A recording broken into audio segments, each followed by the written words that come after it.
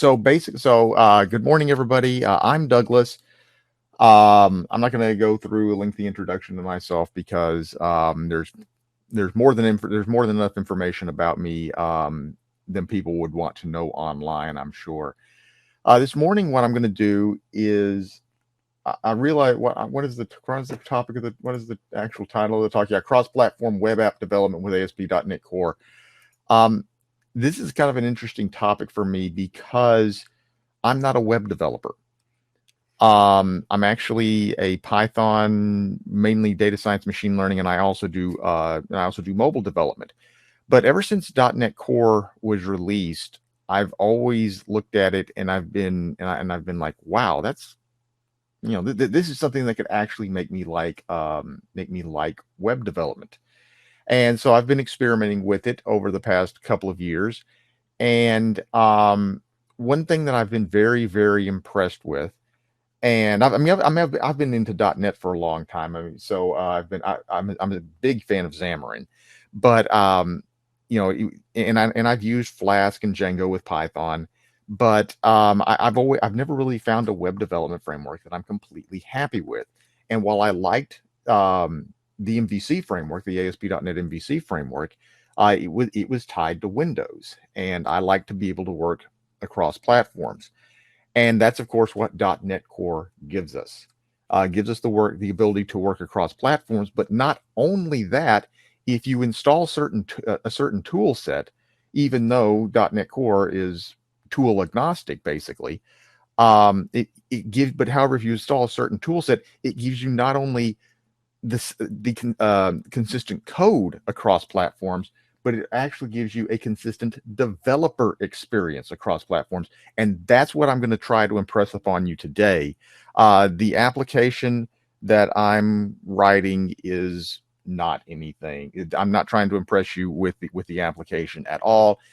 If you were with me yesterday in my JavaScript and deep learning workshop, it was kind of the same thing. I wasn't trying to write code that would change the world or show you how to write, one specific type of application. Instead, what I'm talking about is concepts and process. And that's what I'm going to do here. That's what I'm going to attempt to do here this morning, except I'm going to attempt to live code it. So what I've got set up here is I've got set up a Windows virtual machine and I've got set up a Linux virtual machine. So this is running Windows 10. I think it's running home. I'm actually not sure which SKU it is, but it is Windows 10. And this is Ubuntu 20.04, although any really flavor of Linux would work. I would actually have macOS as well, except that I forgot to order a USB-C display adapter for my Mac to get it here in time. Actually, I think it's supposed to be here this afternoon. I just got the notification that's out for delivery. Maybe it'll come during the presentation. I don't know. I had a delivery yesterday during my workshop, so stay consistent. But at any rate, So I won't be able to show you Mac OS, but we will be able to see, and what I'm going to attempt to do, and that's why I was messing with the GitHub keys, I'm going to attempt to upload a application. So make a small application is what we'll do. Then I'm going to and go through and show you some of the features of what the developer experience looks like when you're using this tool set. Then push the application up to GitHub, pull it down to Linux. Make some changes on it, show that everything still runs on Linux, and then push the application back, push the changes up, pull them back down to Windows, and see that everything still works. So that's kind of what I want. That's kind of what I want to get across to you this morning. And the only reason I'm using ASP.NET Core to do that is probably because it's the most effective. It's probably the most common use case. All right, so let's take a look. Actually, I need to pull the browser back up. So what are the tools that are going to be working with? Well, I've been talking about .NET Core, so you're going to need to install that, specifically the .NET Core SDK. So if I go to .NET, that'll redirect to .NET.microsoft.com. And if I click on the download button over here, it will recognize which operating system I'm on, Windows in this case, and it'll offer me appropriate downloads. So in the case of .NET Core 3, .NET Core 3.1 is the current version. I would download the .NET Core SDK. I've already got it installed on this machine, so we don't have to go through that. Be sure that you do not get the .NET Framework. Now, .NET Framework will only come up on Windows because it is Windows only. There are a lot of similarities as far as the code is concerned between the two, or as the API is concerned between the two, but I work exclusively with .NET Core. If I go over here to Linux and open up Firefox, and I increase the amount of RAM for these VMs, there we go. And I do the same thing. .NET, it will also redirect. If I click on download, come on, we're on Linux, and it only gives me .NET Core, not .NET Framework. Now, if I click on install .NET Core, it doesn't go and directly download an installer like it would on Windows, or even on Mac OS. Instead, there are many different flavors of Linux, and so you've got your various distributions over here. I'm using Ubuntu. I'm using and then there are different instructions for different versions of Linux. So I've got 2004 for different versions of a particular distribution. So I'm using 2004 here. So all you would need to do is just go through and copy. Whoops. The resolution's killing me. So all you need to do is copy these commands into a terminal, and it would be fine. And and I've already done that also over here, so we don't have to watch that. The other thing that I'm going to be using Visual Studio Code. So you can go to code.visualstudio. Whoops, not code.vi, but rather code.visualstudio.com. Again, it will recognize the operating system I'm running on, and it suggests appropriate downloads. Now, Visual Studio Code is a lightweight programmer's editor that is inspired by Microsoft's flagship Visual Studio IDE. And like .NET Core, it is free, it is open source, it is cross-platform, and it works almost exactly the same across platforms. I mean, Microsoft has really done a great job with this. In fact, it's actually written in JavaScript, or TypeScript to be precise, but it uses the Electron shell, which basically used to be called the Atom shell. So it works very, very well across platforms. One thing to make sure of, make sure that you get the stable build, not the insider's build. And if I were to go over here on Linux, again,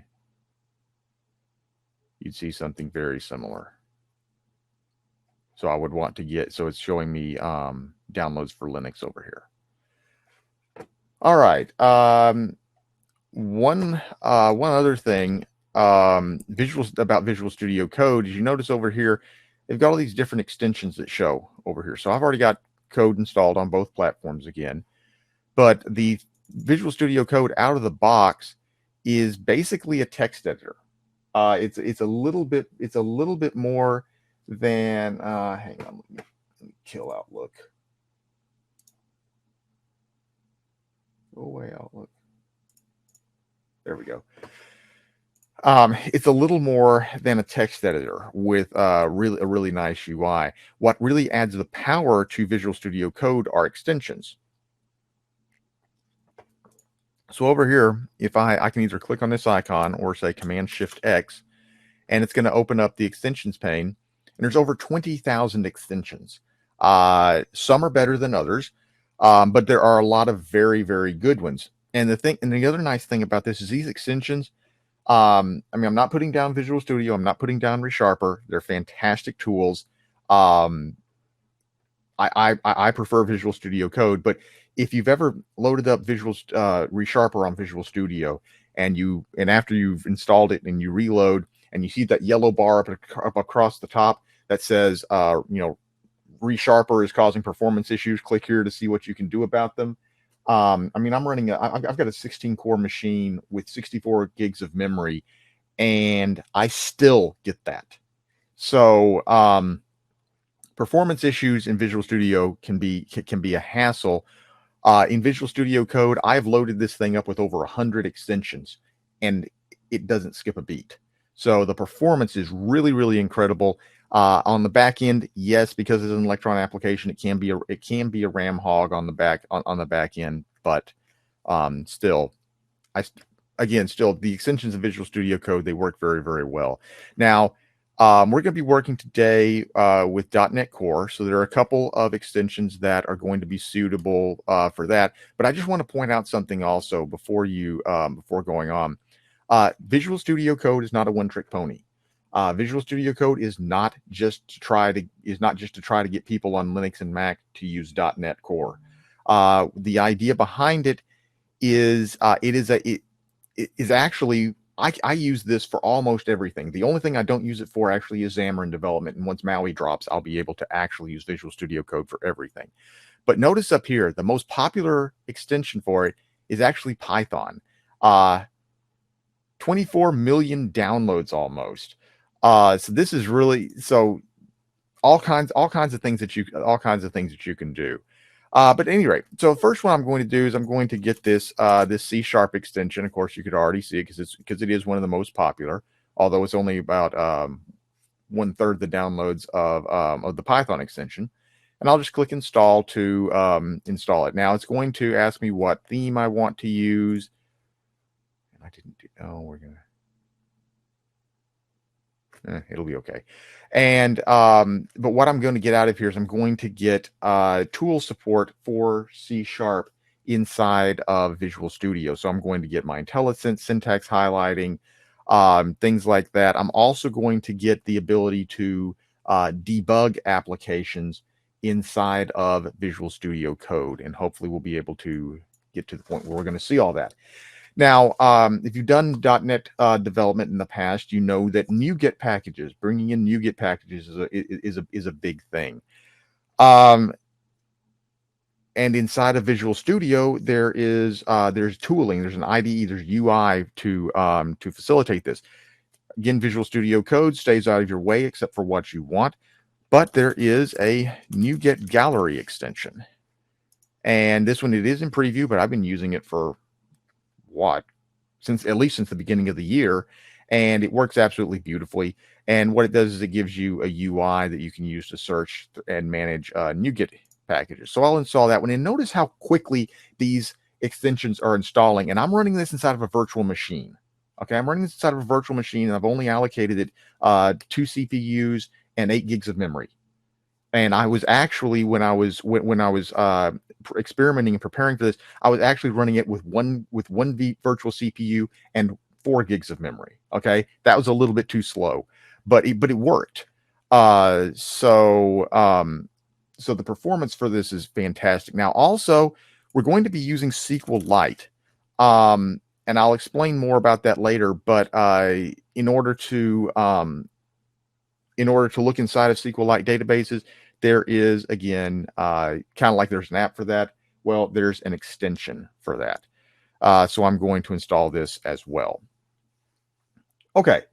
One last thing is that in Visual Studio and Visual Studio for Mac, there is a Mac version of Visual Studio but it is completely different experience. It's actually when Microsoft bought Xamarin several years ago, they also inherited Xamarin Studio, which was the IDE that Xamarin had created.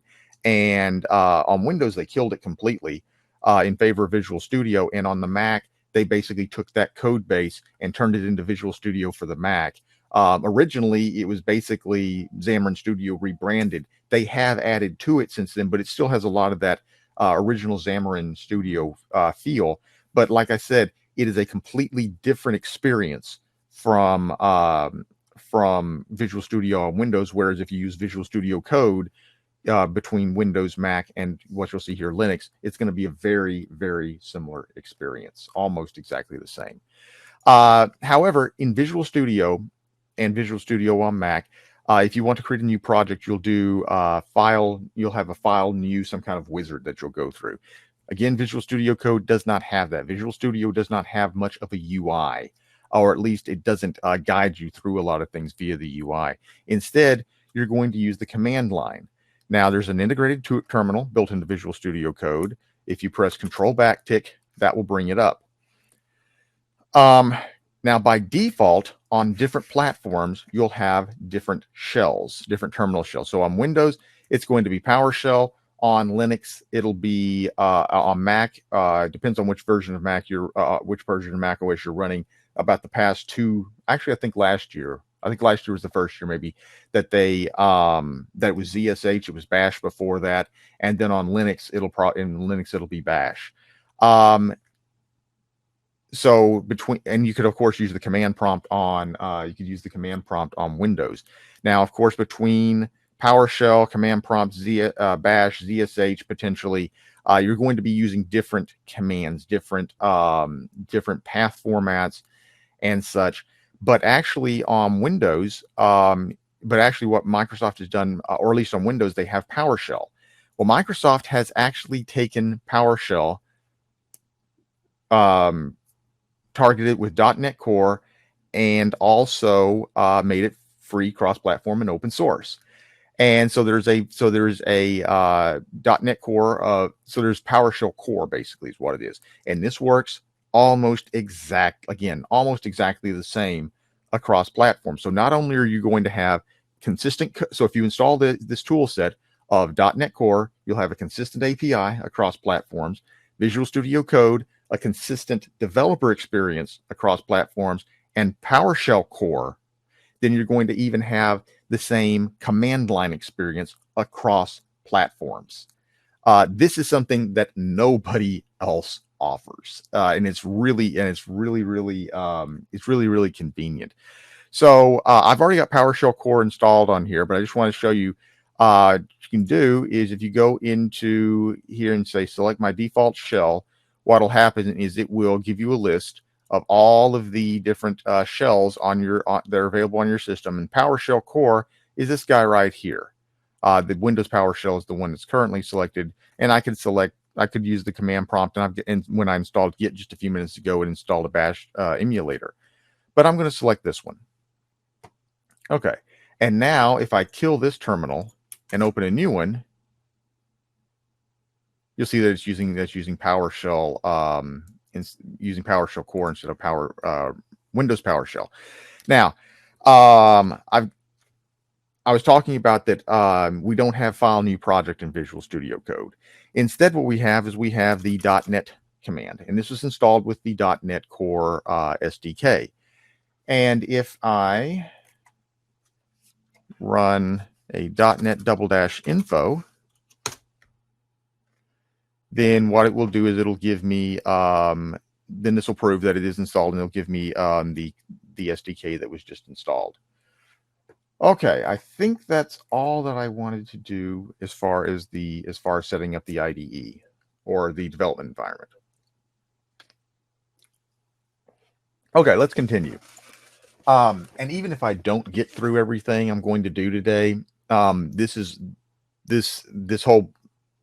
this workshop, which I'm compressing into a talk, I've got a series of blog articles up, and basically I'm using those as an outline, and it goes through this in explicit step-by-step detail. And I'll post that, and I'll point you to those at the end, so that if I don't get through everything, if I don't get through all the details, you can at least see what's going on. Okay, so let's go on and let's create an application. So if I do a .NET -H, what I'll see is I have a whole bunch of commands that I can run along with the .NET command. So if you've ever used Git at the command line, and you have git commit, git init, git remote, git pull, git push, all those different commands, it's a similar idea. So I've got a new command here, and this will create a new, like it says, a new .NET project or file. So if I say .NET new -h, it will, well, okay, there we go. It'll give me a list of all of the different types of applications and files and projects that it will scaffold out. And so I've got the usual suspects here, like a console application, and down here somewhere, yeah, here are my ASP.NET Core applications. Up here, things like WPF and Windows Forms. Oddly enough, I'm sure there's somebody at Microsoft just laughing, because the number of people who might not notice this, I don't know. But these are actually available. These options are actually available on Linux and Mac OS. Well, I know they're available on Linux. I think they're available on Mac OS as well. But which is kind of interesting. Like I said, there's probably an inside joke at Microsoft somewhere about that. But there are also some nice conveniences that they have provided. For example, you can create a git ignore file from the command line right here. You could start off with just an empty solution if you wanted to, and build everything up from scratch. Now, what I'm going to do is I'm going to start off with something simple, which is a ASP.NET Core web app. That's not an MVC application. This is the MVC version. This is actually using Razor Pages, like it says over here, which is it's kind of a simpler version, so we won't have to write as much code in order to get to a real application. That's the reason I'm using it for this. So what I'll do is I'll say .NET new web app, and then what I'm going to do is I'm going to provide it -o option for output, and I'm going to give it the name of the directory where I want this to be generated, the project to be scaffolded. Now, what it will also do in this case is it will also name the project after this name as well. If I completely left this out, left the -o option off, it would rename the project after the directory that it's in, and that can actually be distressing. But we'll put this here. Now, if I go cd into this Quanda directory, and by the way, the demo application that I'm creating, or that I'm going to try to get through, it's called Quanda. It's a portmanteau of question and answer. It's supposed to be a kind of a Stack Overflow clone where you ask a question, people answer it, and then vote on the answers. We won't get through all of that today, but the code to do that, like I said, I've got it online. Okay, so then if I look, there's my project. It's scaffolded out some code for me. Now, what I want to do is open this inside, is get this to where Visual Studio Code can recognize the context of being inside of this particular directory. So what I'm going to do is I'm going to say code-r. This is for restart or reuse, and dot saying open the current directory in this instance of Visual Studio Code as opposed to opening a new one. So we'll do that, and you'll notice that the Explorer pane over here now sees being in Quanda as the root directory. And what's happening over here, what you're seeing, this doesn't happen every time. This is just for the C# extension. And somewhere I think it'll say, yeah, OmniSharp. That's actually an open source project that actually, I believe, predated Visual Studio Code. And OmniSharp actually works across all kinds of platforms. You can I'm not sure if you can even more, you can actually use it in Vim. So Vim actually, at one point at least, did have, I believe it still does, had support for .NET Core and C#. Now, what's going to happen is the C# extension is going to recognize, hey, it looks like you're inside of a C# project.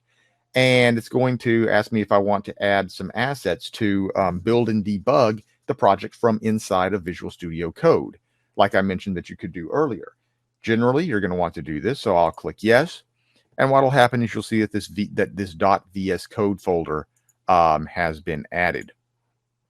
Okay, let's see here. So there are a couple of things that I could do at this point. So let's just see what this looks like. So I'll go over to my terminal here, again, PowerShell, and we don't have well, the SDK, let's put it this way, the SDK does not provide that F5 experience that you would have in Visual Studio. Instead, what you would do is you say .NET, and I have a feeling I'm going to have to, hang on just a second, let me do this real quick. I'm going to have to create a, yep, I'm going to have to create a, I'm going to have to create a certificate. Okay. And so what I'm going to do is I'm going to say .NET. Again, everything stems from that .NET command, and I'm going to say .NET run. This will build the application and run it for me. And what it's going to do in this case, it's going to know, hey, it's a web application, and it's going to start it on a development server. It's actually going to start a development server listening on 2 ports. It's going to start a development server listening on a secure port at 5001 and non-secure port at 5000. So I'm going to control click here, and there we go. All right, not very exciting. Now, the other thing that I could do is, I'll hit Control C to kill that, is I could go over here to the debug pane. And notice over here, I've got this option here, this configuration for .NET Core launch for the web. And if I hit the run button, then this will also do the same thing.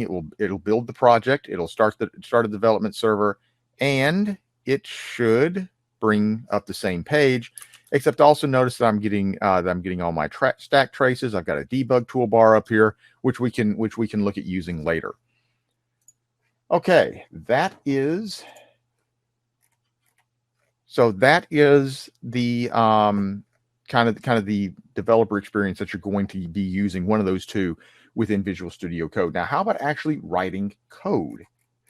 That is, well, actually, there's something else I want to show. That's actually one other thing I want to show you here first. I'm going through my notes just to see about the things I want to talk about. I'm going to go back to .NET Run here. I'm going to go into one of these pages over here, and I'm going to I'm going to modify it. I'm going to just get rid of this here, and we'll do, oh, I don't want to get rid of that much. Or actually, what I'll do is I'll just say, hello, Code PaLOusa. And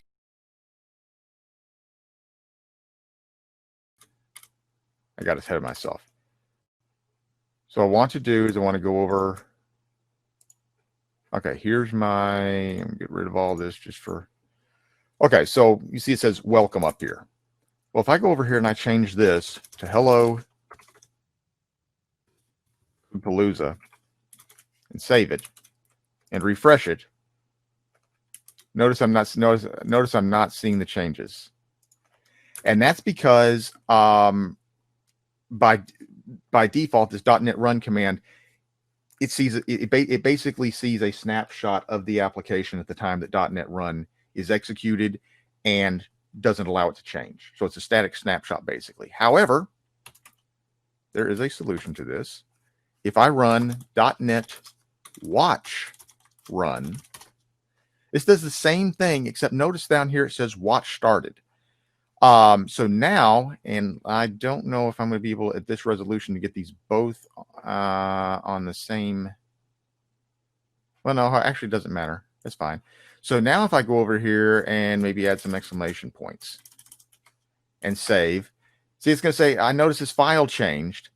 And so it exited the server. I noticed that this file changed, and now I'm restarting. So now all I have to do is go back over here, restart, and now it and now I can see the changes. So that's much quicker.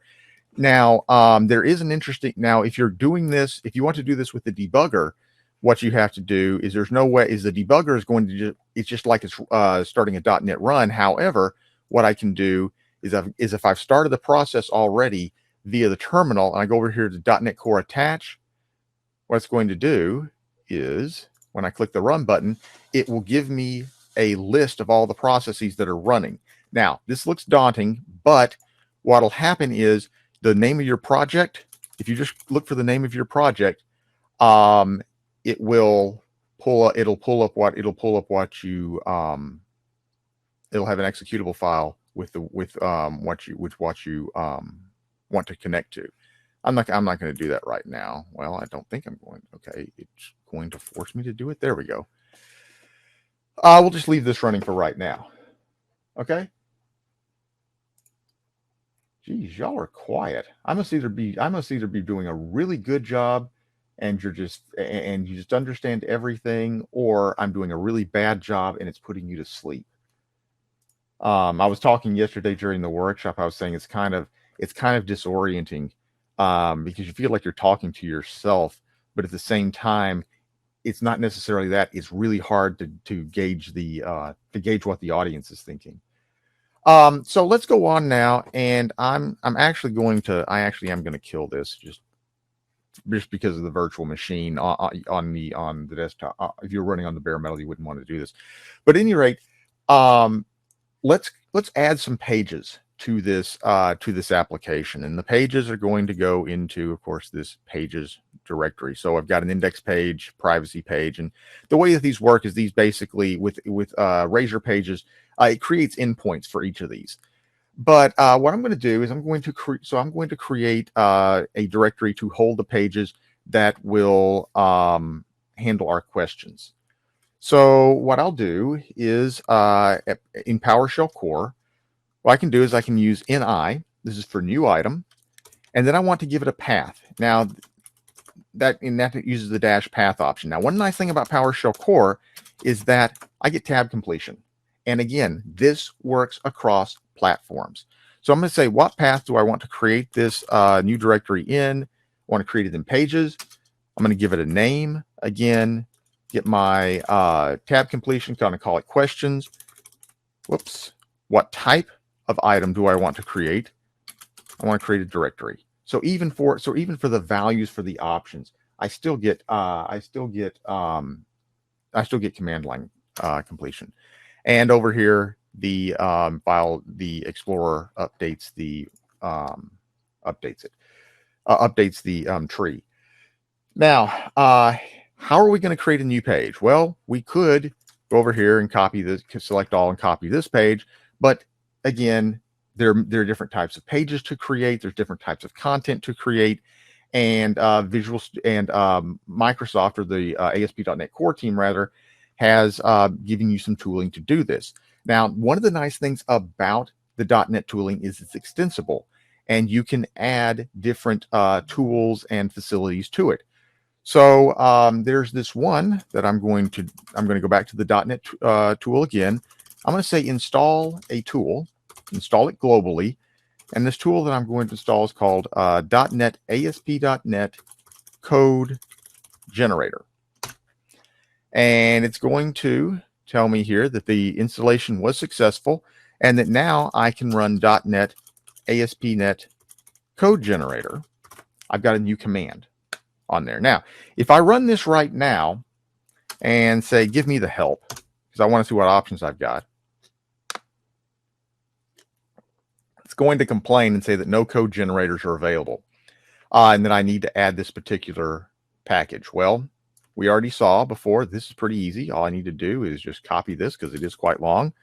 And what I'm going to do is I'm going to say, and instead what I'm going to do is I'm going to need to add this NuGet package. Now, to add this NuGet package, I'm going to use the NuGet gallery. Now, I could go, I could do, I think it's .NET package. Is it .NET add or is it add package or package add? I never can remember. But anyway, I could do this from the command line, but of course that involves typing. So instead, what I'm going to do is I'm going to use the NuGet gallery. Now, one of the things that you want to remember in Visual Studio Code is the command palette, and this is where you get access to a whole plethora of things, including things that have been installed by extensions. So on Windows and Linux, the shortcut to access the command palette is Control-Shift-P. It's Command-Shift-P on Mac. For the most part, if you're working on the Mac, just replace Control with Command and you'll be good. The major exception is when opening the terminal, the Control backtick, that is actually Control backtick on the Mac as well as on Windows and Linux. And I'm going to start searching, and I'll just start searching for NuGet, and there's my NuGet Open Gallery command. Hit enter, and it'll bring up this UI. I can paste in the name of that. NuGet assembly, select it. Here's my project that I want to install it to, and I can now install it. And then you'll see some output here that says that that's being installed. Oh my gosh, and I've only got 20 minutes left. Man, I wanted to see here. Okay, so I'm going to go ahead and just create a page. We're not going to be able to get into .NET. We're not going to be able to get into EF Core. But like I said, the instructions for EF Core are going to be in the blog post. But I want to try to at least get through pushing this up to Linux and back. Okay, so I'm going to go ahead and create a page really, really quickly, just because I've gotten this far with it. So I'll be able to run the .NET ASP.NET code generator. Like I said, I normally do this as a workshop. But if I run -H now, you'll see that I have access to the available generators. And what I want to do is I want to create a Razor page. And instead of looking for all the options for it, I'll go ahead and give away the secret. So ASP.NET generator, you're going to give it the generator that you want to use. So I want to generate a Razor page. What is the template, or what is the name of it? So index. What is the template I want to use? I want to use an empty template. Don't generate anything other than the bare basics. UDL -UDL. This stands for use default layout. Layout pages are used to be called master pages, I believe, in earlier versions. But these are where you would put common elements such as headers and footers, and that way it's much easier to manage your application that way. And then -out dir. This is where it's going to actually be generated, and I want to put it in that pages questions directory. And if yikes, what happened? What did I do? Oh, I typed it code generator.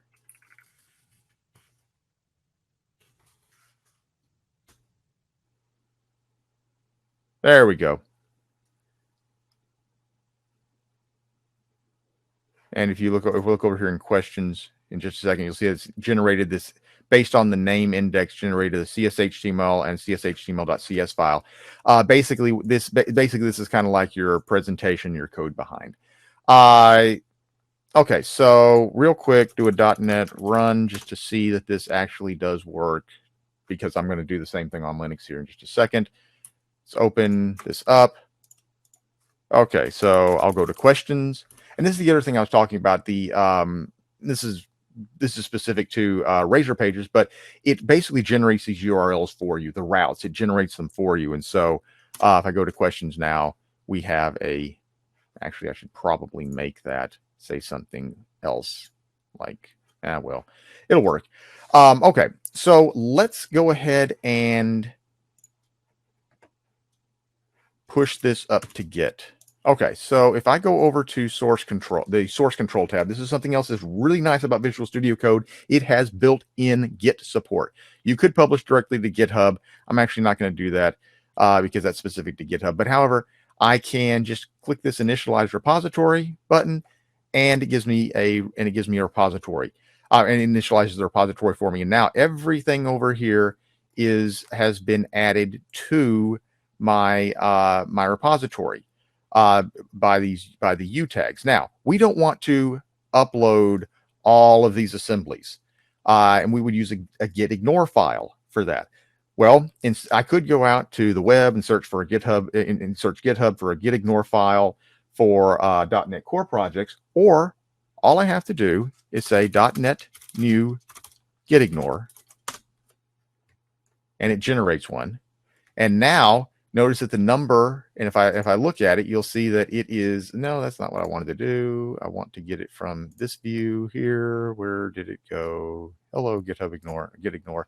And you'll see that that a lot of these things like the like the bin directory and the object directory and those intermediate files, that it has excluded those, and now it's gone down from what was a couple of hundred files to down to 57. Okay, I'll go over to GitHub, and I'll create a new repository. I'll call this Quanta CPL.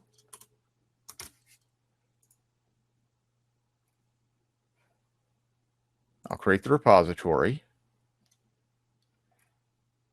And I'll grab the remote for it.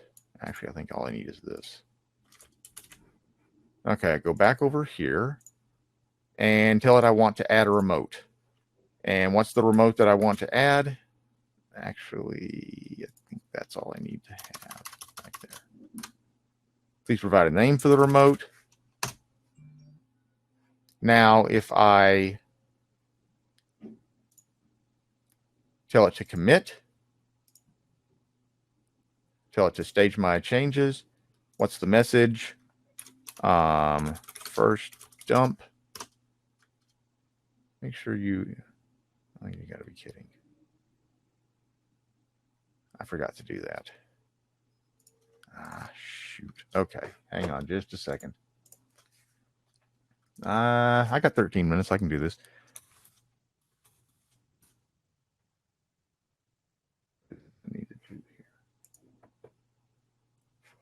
Okay, so I forgot. Oh yeah, I forgot to do this. That's what it is. Git config -- global user.name stars git config -- global user email, I believe. Okay, now let's try that again.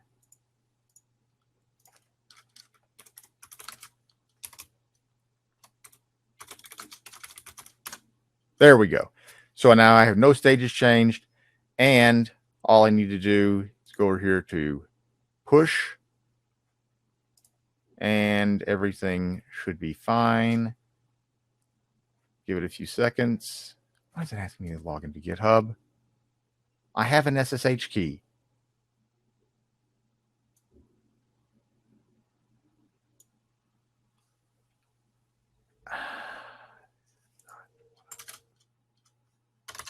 Okay. Sorry about this. That's the reason I set up the SSH key. Hang on just a second, and we may not actually get to doing a whole lot on Linux because it may make me go through this again.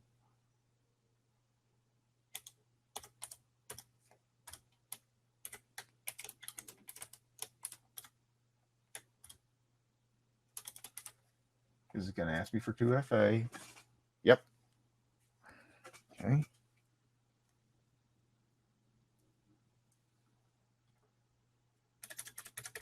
That's not a very secure one.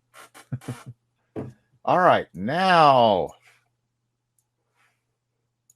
let's see if it actually will commit. There we go. All right, so now it committed, and if we go back over here and refresh, we'll see that we have the project. Okay, let's go over to Linux, and if I can remember my password. So over here on Linux, I already have Visual Studio Code on Linux. And I'll go to my command line. Oops, no, I can do command line. Again, I hit control tick. I've already got PowerShell Core set up on here as the default. It would probably, I think it's Bash. I think it was Bash when I set this up. But anyway, what I'm going to do is I'll go over to Firefox, and I'll go to github.com/Douglas Starnes.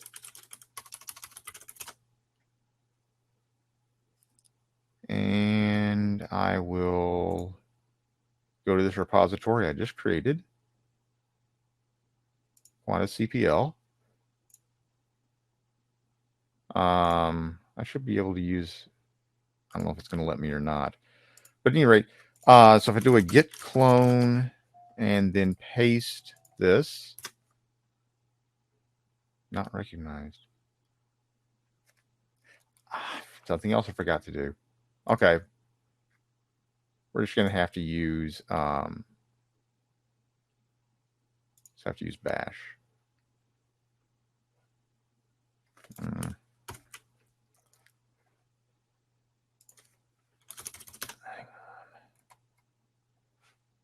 Hang on just a second here.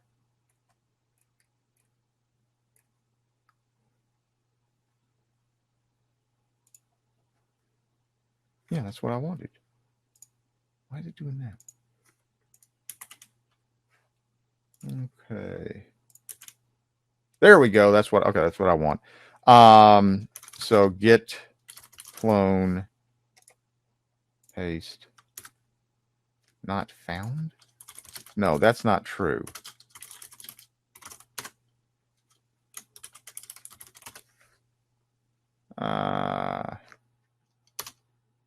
Why didn't it let me set up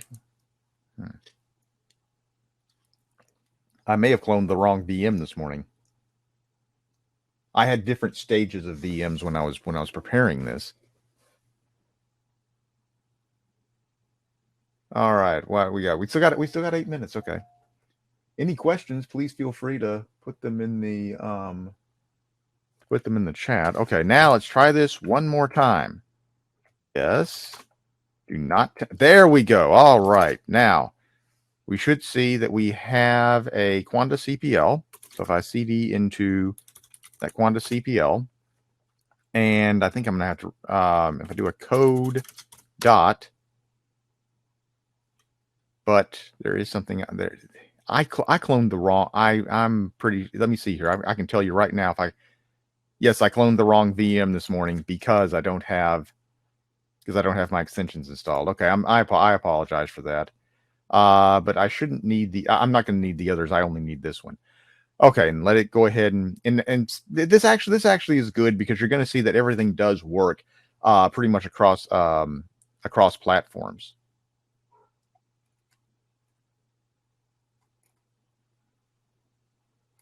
Let this finish. All right, that's done. Now I can go back to the terminal. Come on. Give me my terminal. Don't lock up on me. There we go. Okay, so you can see that I've got still everything that I had. Again, this was all again, like I said, this is all created on Windows. And you're also, here is something else. It's noticing, remember that we did not include those, all the NuGet packages. We used the git ignore to exclude those. So the C# extension said, hey, I've noticed that you got some packages that you don't that you need. Would you like to restore them? And gives you the option to do so. Okay, and then this will take just a few seconds here to restore. I think.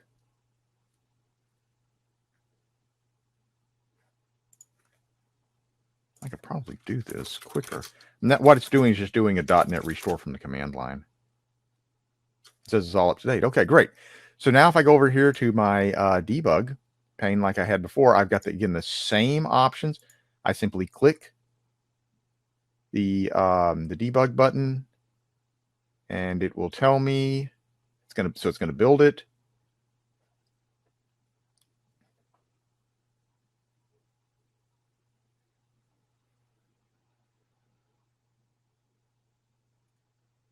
I know I put 8 gigs of memory on this, but at any rate. Okay, it's going to open it up, and I didn't create the developer certificate. Okay. At any rate, this will it'll still let me go on. And you'll see that we've got the exact same application. It was created whoops. That's going to be a 404. It's going to be the exact same application that we created on Linux, on Windows, but runs without changes on Linux. And I can I don't have the code generator installed because I don't have the right VM, but I can go ahead and do something really, really stupid simple, like go in here, no, not that one, this one, and say from Linux, save this, Notice now that my that my changes have been picked up. I can just enter a commit from Linux. I can just enter a message. Hit Control Enter. Go through the kind of the same rigmarole again, and it. How about it's gonna want me to do this again. Okay, fine. We've got what? 4 minutes. We'll make this work. Okay. So we'll do the git global git config global user.name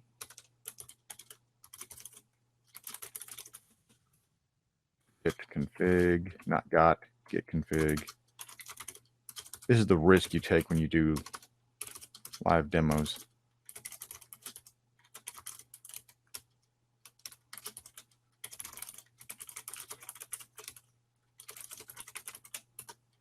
Okay, let's try this again.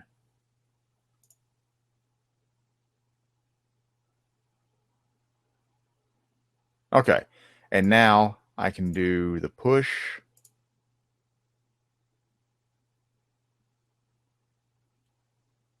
Is he going to ask me to log into GitHub?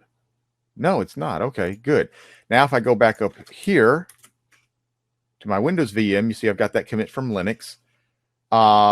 Of course, I didn't really make any big code changes is the thing, but I can now do a pull. I can see those changes over here, and I can still I can still run the application. In other words, opening it on Linux didn't do anything drastic to it, and it still works. Okay. That's going to be 9:43. Let me go ahead and show you where. Let me see here. Let me go ahead and show you where the let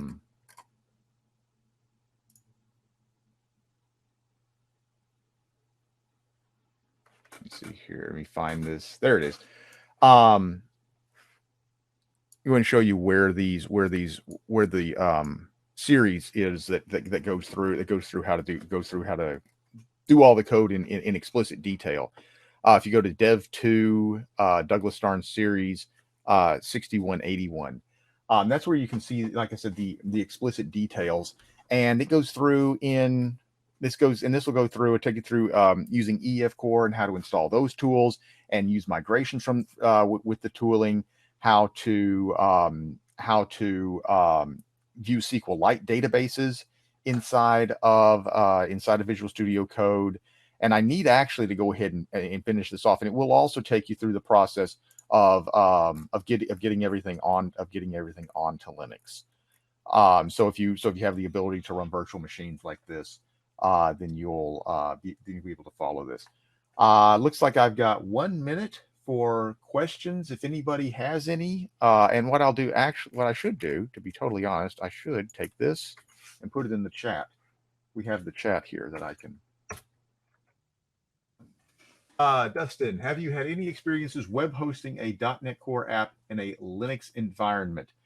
I have not done it in production. In fact, I do. So I am not what you would call I am a developer. I work in software development, but I am what I would call myself more of a developer advocate. So most of the code that I write is for demos. It's not, I don't write a whole lot of production code. And I also spend a whole lot of time doing other things like writing blog posts and videos and things like that. I do work for Pluralsight and a company in Canada called Real Python and some other things. There's some other things coming that I can't talk about yet. I have done it. But it's been, so what I've done is I've just done it using Nginx as a front end. I have tried to get it onto Heroku. I'm not sure if the build packs for Heroku are still up to date. And you can, of course, if you run it on like Azure App Service, you can choose Linux for that as well. But if you know how to use things like Nginx on Linux, yeah, it's not a very big deal, but if you've never done it before, it is the steps there are a lot of steps to go through. There's a lot of steps to go through. Yeah, definitely look into Nginx. There's documentation on how to do it on Microsoft's website. So if you go to docs.microsoft.com and go through the .NET Core and go through the .NET Core part of it, then you'll be able to find that. Actually, let's see here. We got a few minutes. We can look for that. Docs.microsoft.com. Let's see. I have no idea kind of where I'm looking for. Let's see here. .NET Core overview. Let's see what we might want to find. One application deployment.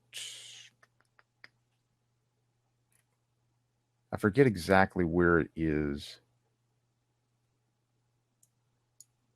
Host from native code. It is in there, but it is in there somewhere. But I am at time, and I don't want to step on the next speaker's toes. So, thank you very much for your time and your attention. I've actually got one more tomorrow morning. I believe it's at 10 o'clock Central Time. It's either 10 o'clock Central Time or 10 o'clock Eastern Time, because I'm in Memphis. I'm in Central Time. But I believe the schedule online is in Eastern Time. But I believe it's 10 o'clock Central Time. I'm going to be talking about machine learning with .NET using the ML.NET framework. So again, thank you for your time. I appreciate it, and enjoy the rest of the conference. Feel free to reach out to me also if you want to talk about any of this further. Thanks a lot.